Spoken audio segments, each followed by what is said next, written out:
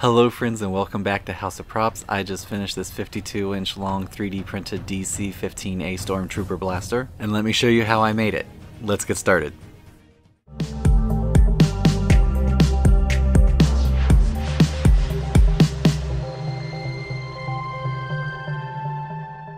I printed the 33 individual pieces for this blaster on my Ender 3 Pro. Some of the pieces are large, so print times range from 12 minutes to 13 hours. My print settings are listed in the below description. Now would be a great time to subscribe and hit that notification bell if you have not yet done so. Or if you're able to, scan this code so you can have this channel on your phone for when you're on the go. I'm going to start assembling the butt of the blaster and work my way down the barrel. To attach the pieces, I'm using CA glue. First, I apply a decent layer of glue, press the pieces together, and wiggle the pieces slightly before making sure the edges are aligned. This wiggle will help spread the glue. PLA is also porous, so the wiggle will help work the glue into these microscopic pores, which gives a better connection. To speed up the build time, I apply a few drops of zip kicker to the glue. This causes the glue to cure faster, which means I don't need to hold the piece in place until the glue dries. I found it was easier to build this blaster in sections and then attach the sections to achieve the final piece. Once a section is built, I begin removing the print lines with a 120 grit sandpaper. By sanding against the grain, I can get a smooth surface. You can see here how the surface changes as the lines are removed. When I finish what I can with the 120, I then switch to a 180 grit sandpaper and repeat the process.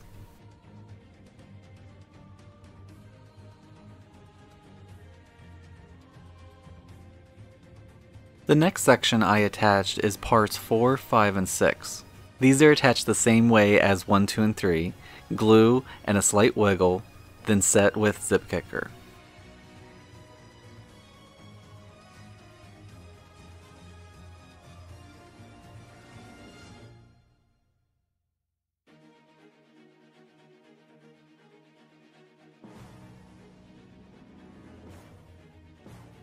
The next section consists of parts 7 through 10.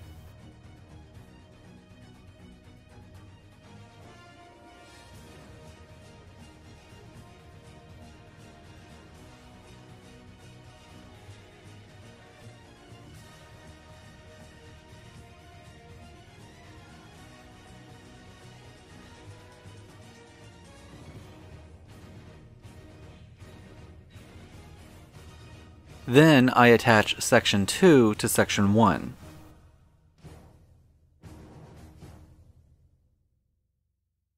I needed to take my time to make sure everything was aligned before I used the zip kicker.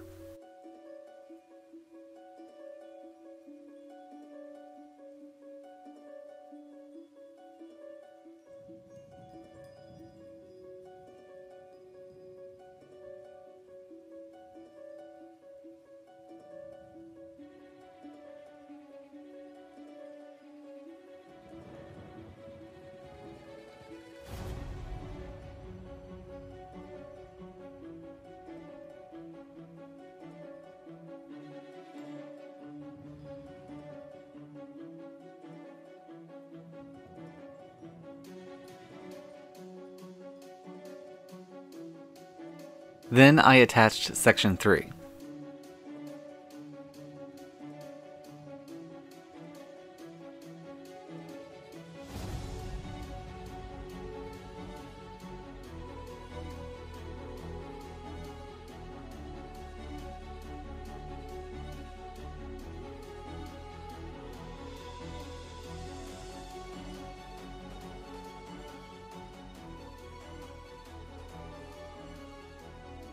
Now to give you an idea about the final size, these pieces only make up about a third of the blaster's overall length. Before proceeding on to the next section, I attached part 11 to the bottom. This is another piece that I was super careful to align before using the zip kicker.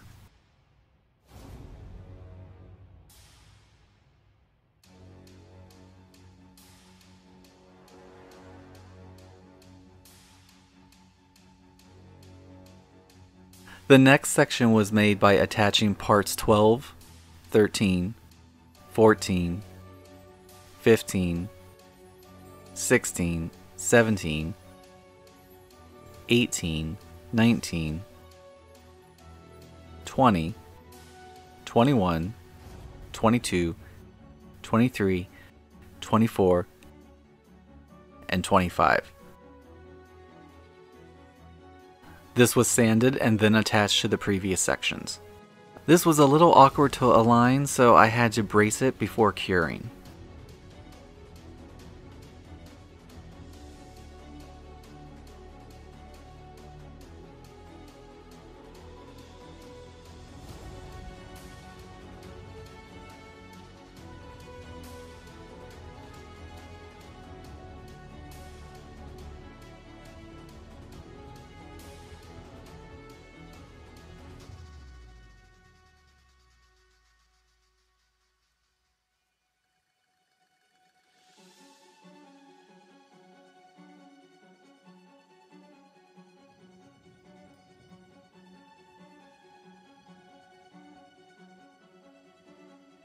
The next section consists of parts 26 to 29. Part 27 needs to be aligned just right onto part 26. If it's in the wrong orientation, the top bar will appear to have a bump where the two pieces meet. Needless to say, we don't want this.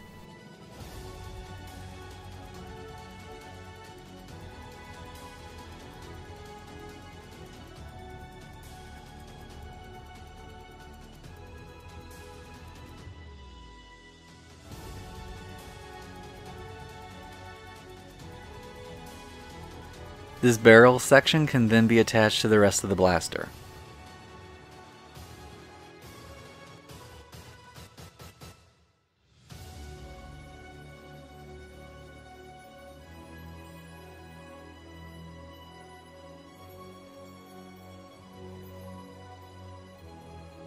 The last section is made of parts 30 and 31. I'm not sure what the function of this piece is. It looks like a scope, but it's attached on the bottom of the blaster. What do you think it is? Let me know in the comments below.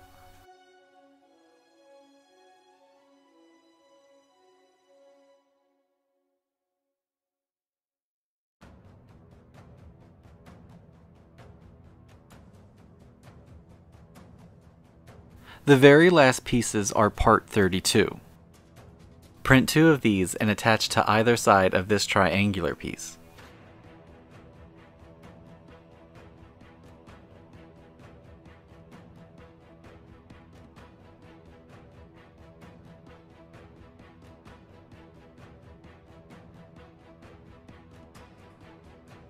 Once everything is attached, I use this glazing and spot putty to fill in the seams. This stuff is highly toxic, so make sure you follow the manufacturer's safety directions. I use a putty knife to apply a generous amount over all the seams.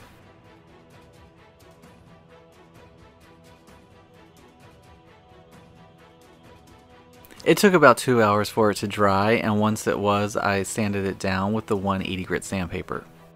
The putty does shrink a little, so a second layer of putty and sanding was required before I could continue.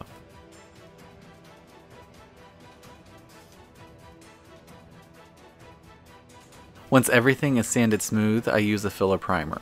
This primer will help fill in any areas which may not be as smooth as I would like. I usually apply between 2 to 3 coats, and even though it doesn't say this is sandable, you can sand between each coat if you needed to. After the 3 coats of primer, I apply 2 coats of this satin black spray paint. This black will function as the base layer for the rest of the painting detail work. To make the blaster look battle worn, I dry brush some sterling silver acrylic along its edges. I try to make the paint marks look random by varying brush direction and pressure.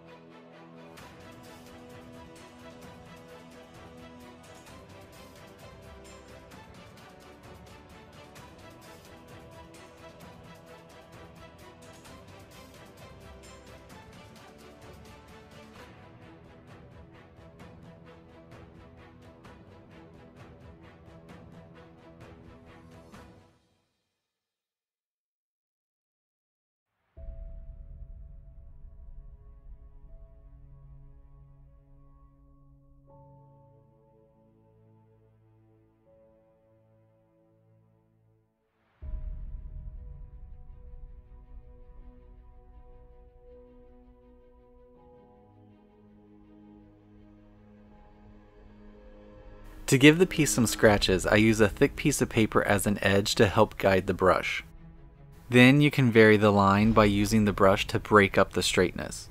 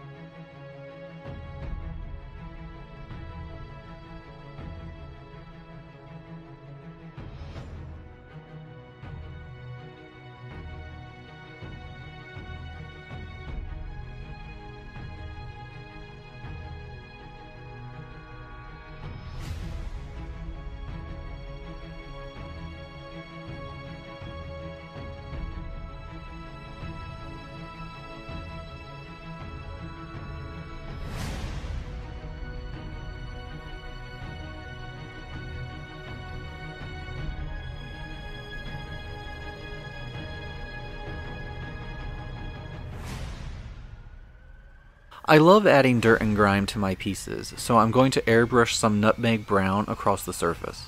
I add a little water to get the right consistency and spray the areas that I think would gather the most dirt.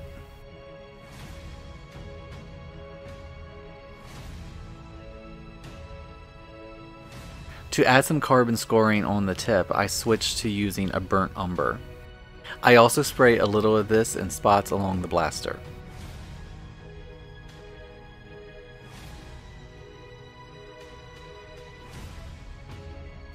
As my final step, I seal the paint job with a satin spray varnish. This will help keep the acrylic from rubbing off of the spray paint. And there you have it, a 52-inch long DC-15A Stormtrooper rifle blaster. It is definitely the largest 3D print I have undertaken to date. You can find a link to the free files below, and I hope you enjoy this project as much as I did. If you did, be sure to give it a thumbs up, share it with friends and family, and don't forget to subscribe to House of Props. And remember, if you are building any of my builds or using any of my templates, feel free and tag me at House of Props on Instagram, Twitter, and TikTok, because I would really like to see your fantastic work. Thank you for watching, and I'll see you next time.